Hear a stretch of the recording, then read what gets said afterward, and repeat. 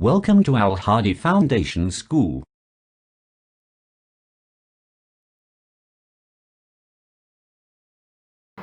बिस्मिल्लाहिर्रहमानिर्रहीम। अब हम देखेंगे कि केमिकल फार्मूला कैसे लिखा जाता है। How to write a chemical formula. Compounds को उनके केमिकल फार्मूलाज के ज़रिए से रिप्रेजेंट किया जाता है। केमिकल फार्मूला को जब हम लिखते हैं तो उसको लिखने में हम कौन से स्टेप्स को फॉलो करते हैं, हम कैसे चलते हैं सीक्वेंस वाइज, अब हम उस चीज़ को देखेंगे कि सबसे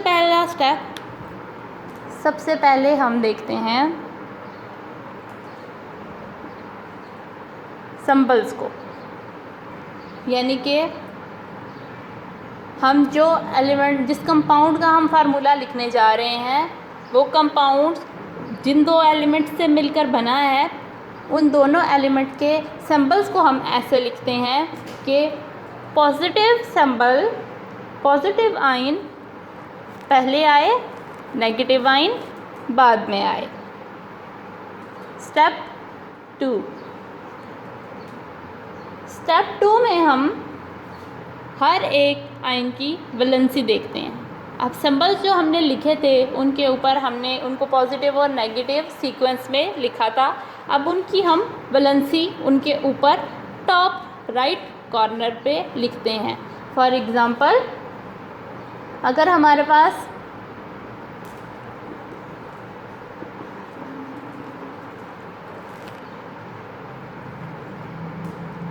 सोडियम है तो सोडियम की वैलेंसी हमारे पास होती है 1+1, तो ये इसके टॉप राइट कॉर्नर पे हमने इसकी वैलेंसी लिख दी +1। इसी तरह अगर हम कैल्शियम की वैलेंसी देखें तो वो होती है +2, तो वो हमने इसके टॉप राइट कॉर्नर पे लिख दी। इसी तरह करते हुए हम सब की वैलेंसीज लिख लेते हैं। ये होता है हमारा स्टेप 2।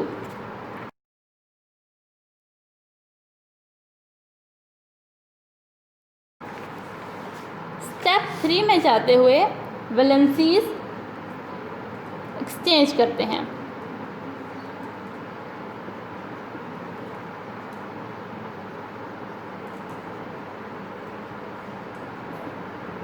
अब वैलेंसीज आपस में एक्सचेंज क्रॉस मेथड के ज़रिए से होती हैं, यानी कि वो ऊपर से नीचे की तरफ नेगेटिव एलिमेंट की वैलेंसी पॉजिटिव की तरफ आ जाती है और पॉजिटिव की नेगेटिव की तरफ चली जाती है।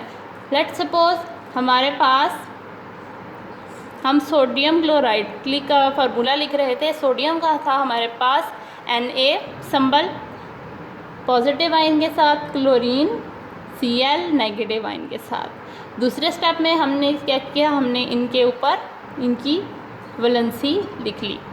अब तीसरे स्टेप में हमने क्रॉस एक्सचेंज मेथड को यूज़ करते हुए हम ये इनके जो साइंस हैं, इनके सिंबल्स हैं, वो हम नीचे लेकर जाएंगे। ये जो प्लस का साइन है ये सोडियम से होके क्लोरीन के इधर नीचे की तरफ राइट साइड पे नीचे आ जाएगा, जबकि क्लोरीन का नेगेटिव सोडियम के राइट पे नीचे आ जाएगा। अब ये हमारे पास कैसे आ गया, सोडियम और क्लोरीन।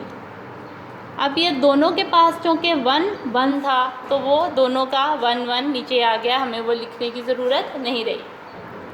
क्यों नहीं रही? वो इसलिए क्योंकि फोर्थ रूल को अगर हम पढ़ें तो उसके अकॉर्डिंगली जब दोनों वैलेंसीज सेम होती हैं और डिफरेंट साइंस के साथ सेम होती हैं तो दोनों साइंस एक दूसरे को कैंसल आउट कर देते हैं और उसमें हमें वो लगाने की ज़रूरत नहीं पड़ती, वो दोनों कैंसल आउट हो जाते हैं आपस में। 5th पॉइंट हम देखते हैं, if an ion is a combination of 2 or more atoms which is called radical bearing net charge on it like sulfate, phosphate, the net charge represent the valency of the radical. The chemical formula of such compound is written as explained in the point number 3 and then point number 4.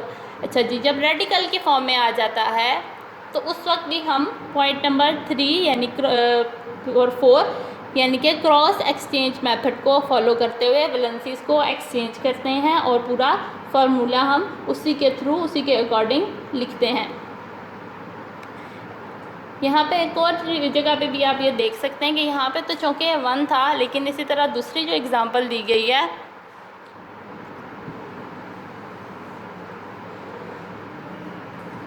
Calcium oxide की, उसमें आप देखें calcium 2+ और oxygen की valency 2-, यहाँ से 2 चला गया O के नीचे और ये 2- आ गया कैल्शियम के नीचे। अब ये दोनों एक दूसरे को कैंसल आउट करके Ca नेगेटिव के साथ, इसलिए हम इसको साइन छोड़ देंगे क्योंकि -2 + 2 = 0। तो OCaO कैल्शियम ऑक्साइड, ये हमारे पास फार्मूला आ गया, केमिकल फार्मूला।